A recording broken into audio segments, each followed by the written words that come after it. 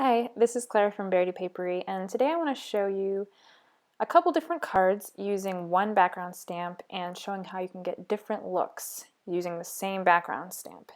And I'm going to be featuring stamps from the new Hero Arts Winter 2016 catalog. So to get started, I'm going to take my gray cardstock and I'm going to white heat emboss it. And so that means I'm going to first rub my anti-static powder tool on the gray cardstock to make sure that my embossing powder doesn't stick where it's not supposed to. As I've mentioned before in other videos, if you don't have the anti-static powder tool, you can just use cornstarch. It works as well. Alright, so I'm going to ink up the Holiday Florals Bold Prints background from Hero Arts. This is one of the new stamp sets, and I'm inking it with Versamark, and then I'm just going to lay my card on there, and then I'm going to place a piece of scratch paper behind it and use a clear block to act as a brayer to get some even pressure. So I want to quickly point out that when I was making this, as I was making the video, I was like, oh, why do I already have my card made? Usually when I'm doing heat embossing on large backgrounds, I like to use just the front of the card, so just a card panel, A2 size. I don't like to do the card already folded because for me, I find it hard to get a good impression when the card's already folded, especially near the fold line. I find that sometimes when I'm trying to pull it up, that part of the card might press against the stamp set again and get double stamped, so I'll get kind of a weird double impression. And I mean, if you want that look, then go for it, but usually that's not what I'm trying to do.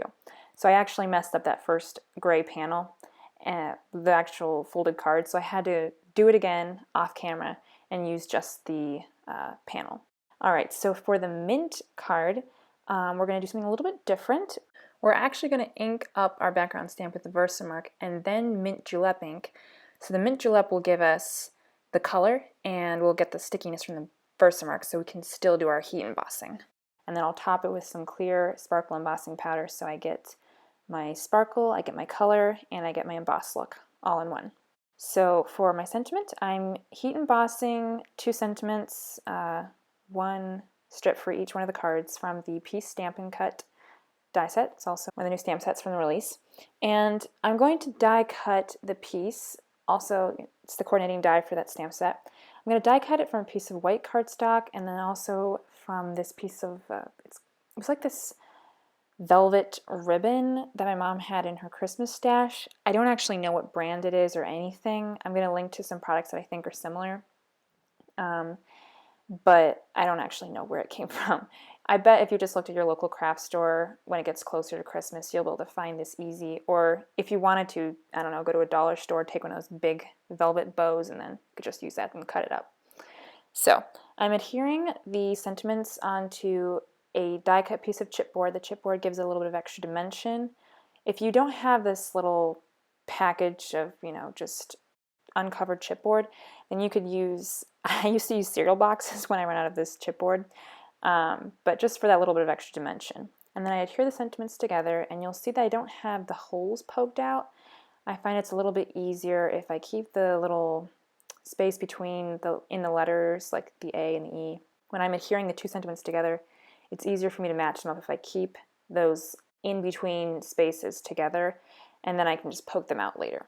When I'm adhering my sentiments together, I'm using some multi-matte medium. Oh, and I apologize for my head getting in the way here. And when I'm adhering these onto the card panels, I put a clear block on top of them after I place them down just to make sure that they adhere evenly to the card base. Because with the heat embossing, it means that the surface isn't perfectly even, it's actually uneven. And so to make sure that it's adhering correctly, I place the clear block to add even pressure and to make sure that the sentiment really gets adhered there. So for this red card, I actually used a Zig clear color or clean color pen to add little dots of red whenever I saw a little circle in the background. And this is just a great way. This is one of the things I love about the stamp set is because you can either use it just plain or you can use it to color. And when you're using it to color, you can add just a little bit of color or a lot. And here I just used a little bit.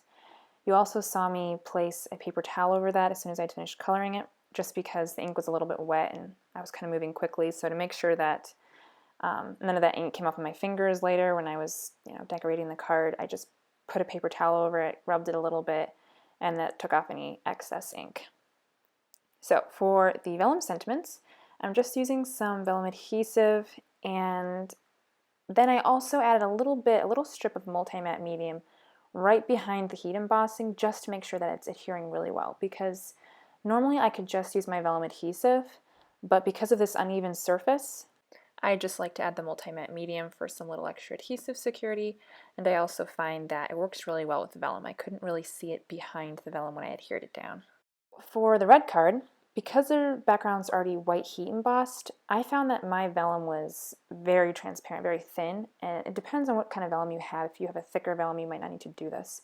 But since I had a thinner vellum, I didn't want my sentiments to get lost on the card, so I adhered it to another piece of vellum, then I cut them out again, and adhered that to the card base. And that actually finishes up the cards. So the last thing I wanted to show was using that same design from the mint card and the same design basically from the red card too. I created 2 other cards and I just added different effects to them using the background. So it's kind of hard to tell on the video and maybe even in the pictures, but there's different looks for each one of them. So for the card for this video, I used the Mint Julep Clear Sparkle Embossing Powder and the Versamark to get the stickiness. So that gives me color, sparkle, and the heat emboss look.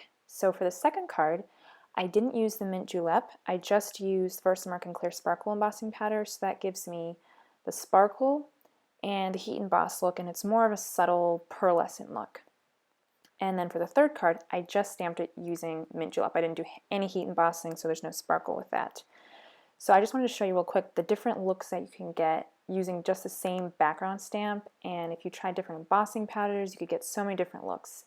Hero Art has a lot of cool embossing powders. They have a black sparkle embossing powder that's just coming out. They have a snowy embossing powder. I haven't tried it yet, but I think it's supposed to kind of puff up and look more like snow. So that would be fun. And they also have a pearl embossing powder. So there's a lot of different embossing powders you can try. And you can also add color using your inks. And you could actually color in the background stamp. I really liked this particular background stamp because there's just so many cool things that you could do with it. So I hope you enjoyed the video, and if you have any questions or comments, you can leave them on the video or you can leave them on my blog. I'll have the products and supplies linked on the blog and the video. So thank you for watching and have a great day. God bless. Bye.